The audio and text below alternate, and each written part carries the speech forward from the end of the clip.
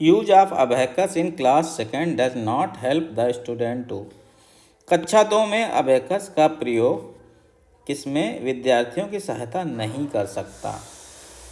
तो हमारे पास जो अबेकस एक पारंपरिक उपकरण होता है जिसका उपयोग छात्रों को बुनियादी गणितीय अवधारणाओं, विशेष रूप से स्थानीय मान, गिनती और सरल अंकगणितीय संक्रियाओं को समझने में मदद करने के लिए किया जाता है। जैसे यहाँ पे इस तरीके से होता है, यहाँ पे डोरियाँ होती हैं, यहाँ पे बॉल होती हैं, इनको इधर उधर किया जाता है, गिनने के लिए यूज किया जाता है। ठीक है, कितने प्लस माइनस से सिखाया जाता है अबेकस में।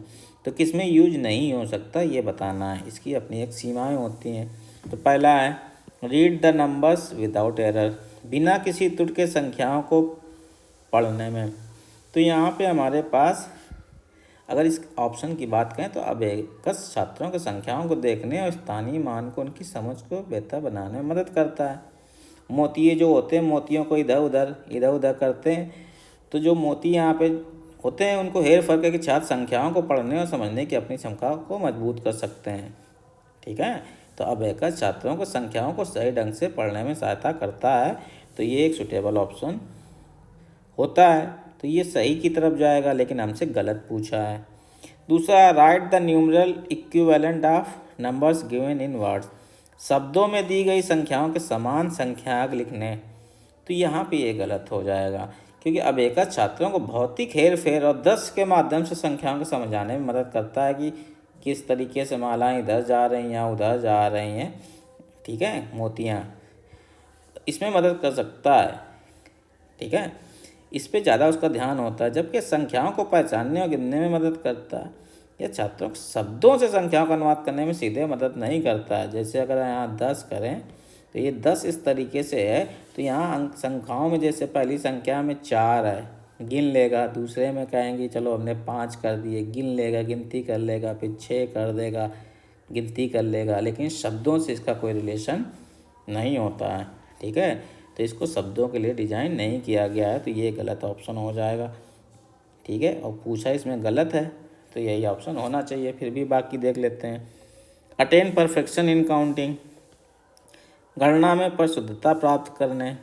तो यहाँ पे गणना में जो क्या होता है, गिनने में, गिनती में गलती होने के चांस कम होते हैं। अबेकस छात्रों को गिनती का अभ्यास करने में बहुत मदद करना है, बहुत अच्छा उपकरण होता है, खासकर जैसे समूहों में स्थायी मान का उपयोग करके। यह छात्रों को सटीक रूप से गणना करने, कल्पना करने की अनुमति देता है। ठीक है, तो ये भी यहाँ पे सही होगा, ना कि गलत। चौथा है understand the significance of place value, स्थानीय मान की महत्ता को समझने।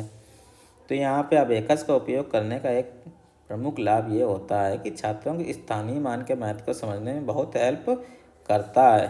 ठीक है, संख्याएं कहाँ हो गई, जैसे यहाँ पे अगर पहली संख्या में अगर हम कहें कि पहली संख्या में 9 अंक दिए हैं, फिर दूसरे में दिए हैं, तो जब 1 2 3 4 5 6 7 8 9, तो जैसे ही ये इकाई ख़त्म होता है, जैसे दाई में जाते हैं, तो दूसरी लाइन में आना पड़ेगा।